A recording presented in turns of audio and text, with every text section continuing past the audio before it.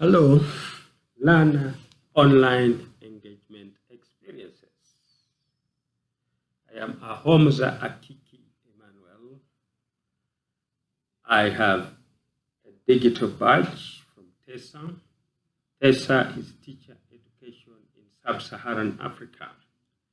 I am an ambassador, TESA. I am a mentor teacher. I am a lecturer in mathematics. And I'm also head of section Mathematics National Teachers College, Cairo. I am a member of the Help Desk COVID-19 Response Team, TTE. TTE is Teacher Training Education Project. The project college, Cairo, to ensure that our learners continue learning even in this COVID-19 time.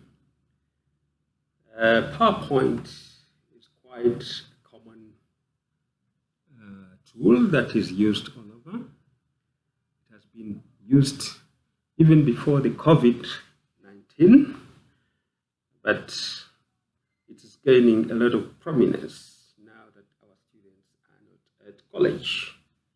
We use Zoom. Zoom gives us the experience to interact with our students as if we were face-to-face. Google Suite has quite a number of tools, and it is a tool that I will be exploring in quite some detail as we go along. Microsoft Teams is similar to Zoom. This one also gives the opportunity for the learners and the lecturers to interact as if they were in a physical space. YouTube, we have used before, especially when uploading videos for learners to be able to engage reflective practice. There are a number of tools that are used to edit videos and make them ready for consumption. Windows Live is what I use quite often, and it has proved simple but effective. We do use other tools. WhatsApp, I think, is a tool that many people are quite aware of, and many others, including Padlet. I will probably talk about Padlet as I conclude my presentation.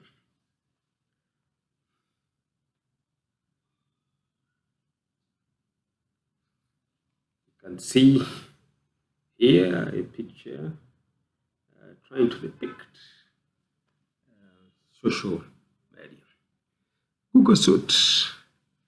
Google Suite has a number of tools. We have Gmail. Gmail is an email service that probably many people have, but they probably didn't know how it can be utilized in the education space. You can use Google Groups. We can use PowerPoint, like I've told you. This is a tool we have used before for quite some time. And now it's that we need to adapt it so that it is used quite profitably in the online environment. We can enrich PowerPoint presentations by doing slide shares from them. And I will talk about Slideshare a bit more. We have YouTube videos, I've talked about them. We have the Google Meet video conference. This is similar to the Zoom, which we are very familiar with. And ultimately, all that we do with Google Suite will end up in the one portal for easy management, Padlet. What does Slideshare do best? It is easy to upload presentations, and it is easy to embed Slideshare presentations into new websites like LinkedIn. I have a LinkedIn account. LinkedIn is a professional social networking site on which I've found some of my colleagues, even from the other colleges. Slideshare, yes, I was saying Slideshare is largely a large file-friendly application. You can share audio, you can share video, you can customize privacy settings. You know, like even in the face-to-face, there are certain certain aspects of students' lives, of students' engagements that we are not supposed to lay out there in the public. So we need to have some privacy settings. It is easy to convert Slideshare into other file formats like PDF, PowerPoint, and so on. But it does have some shortcomings. Yeah, it doesn't have an inbuilt way to track viewers.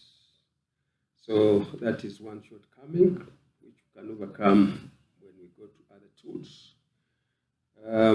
Must use other programs that create slide shares and edit materials. Cannot have translations, for example, PPT. Transitions like it is in PPT.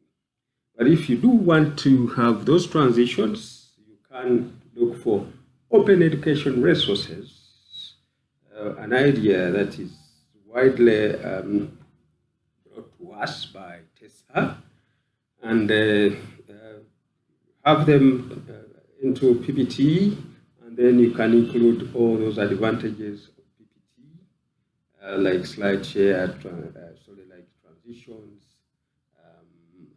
animations, and many others. It also has some challenge in uploading some video file types. What motivates me to do online learning and teach my students during this time? Online teaching is different, quite different from the face-to-face teaching. So that's a motivation in itself. A new environment, a new learning environment, learning landscape has presented itself. And this comes with new opportunities. And with these new opportunities, as a dynamic and current teacher, I wish usually to take advantages of these new opportunities as they inform how best I teach and pass on learning, engage with my learners. The core learning outcomes are different. This because in trying to adapt to the new learning environment, skills development is increasingly becoming the in thing. Time and time again, we are constantly forgetting about rote learning, and we think skills development is what we should do in the 21st century. Assessment strategies are also necessarily changing. Assessing learners in limited time spans of 3 hours or even less does not bring us quite some good results. So what are the best practices that are coming out of these tools? I will talk about 21st century skills of collaboration. Yes, technology has enabled us to collaborate quite elaborately, and it is quite some good thing in the new learning dispensation. Communication through email, through WhatsApp, and many other applications have brought education to the learners wherever they are. Critical thinking. Yes, I've said Our learning activities are changing, and we are looking at developing critical thinking skills among the learners. There are barriers I've met. One is we have limited access to modern technology, especially so for the learners. Many may not have mobile phones, leave alone the other technologies like laptops. Intermittent access to internet connectivity, yes, even at college, this sometimes is a big issue. Learners may not be able to engage online because of the issue. We have a skills deficit among the learners and the staff. This is quite huge, but it's good now we are coming in to address the issues through a number of trainings, thanks to the Ministry of Education and enable time constraints. Yes, people have to look for this and the other. They have to find food for the table and so on and so forth. Sometimes our institutions don't support us, so there's lack of institutional support, which is a big issue.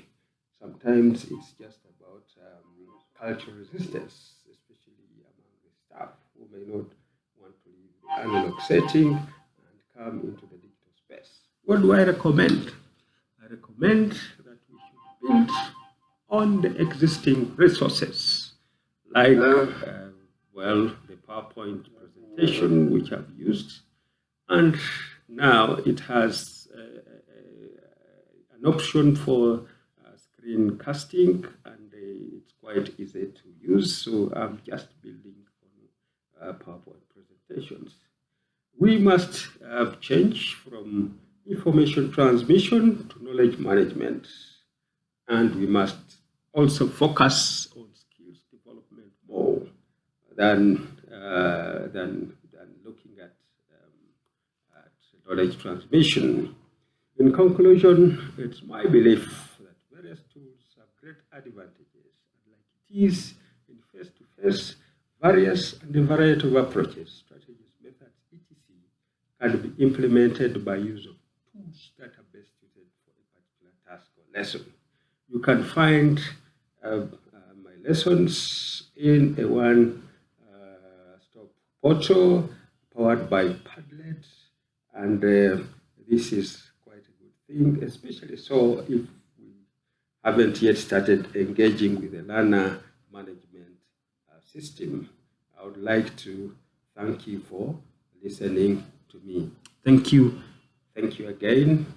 Thank you to Enable. Thank you to the Ministry of Education and Sports, especially to YET and the Teacher Training Education Project.